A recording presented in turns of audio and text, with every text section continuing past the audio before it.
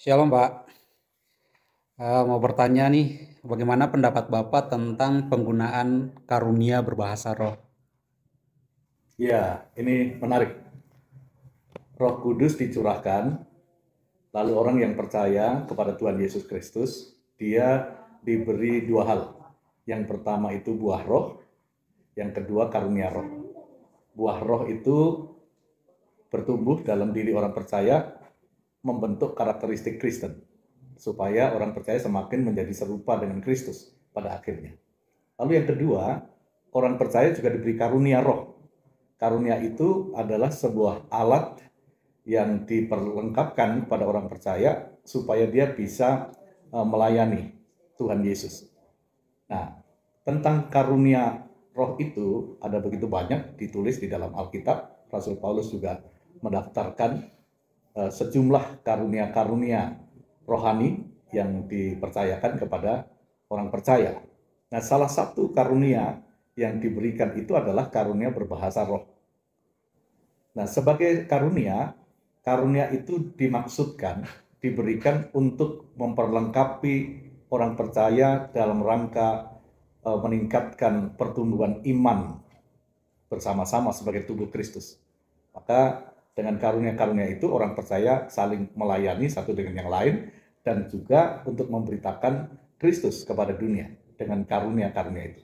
Nah, khususnya mengenai karunia bahasa roh ini, memang karunia ini diberikan kepada seseorang supaya dia mempunyai intimasi hubungan pribadi dengan Tuhan, sehingga melalui bahasa yang tak terkatakan itu ada komunikasi dan intimasi yang begitu intens antara dirinya sebagai orang percaya dengan Tuhan yang dia percayai. Maka dengan doa pribadi, dalam pujian, dalam penyembahan pribadi, bahasa roh itu muncul dan digunakan sebagai bentuk komunikasi dengan Tuhan.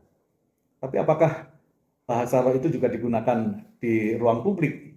Iya, terutama dalam persekutuan orang percaya. Karena bahasa roh itu digunakan untuk membangun iman jemaat bersama-sama. Oleh karena itu, bahasa roh bisa digunakan dalam ibadah bersama, dalam persekutuan bersama. Tetapi tidak semua orang diberikan karunia itu, sehingga ketika bahasa roh itu digunakan di dalam komunitas orang percaya, mesti dibarengi dengan orang lain atau yang bersangkutan sendiri dengan karunia menafsirkan bahasa roh. Karena bahasa roh itu kan bahasa yang tidak ada dalam bahasa yang dimengerti oleh semua orang. Oleh karena itu ketika dia harus digunakan di dalam komunitas, maka sebaiknya atau semestinya karunia itu harus juga diterjemahkan supaya orang lain mengerti ini maksudnya apa. Karena kalau berbahasa roh dan orang lain tidak mengerti maksudnya, tentu ini tidak akan membangun iman orang percaya. Jadi yang diberi karunia berbahasa roh, ya gunakanlah karunia itu pada tempatnya dan semestinya supaya imannya dia sendiri bertumbuh dan dia juga bisa membuat orang lain juga mengalami pertumbuhan iman yang baik juga. Nah, apakah ini bisa digunakan di mana saat kapan saja untuk kepentingan apa saja? Tentu saja tidak serta-merta seperti itu.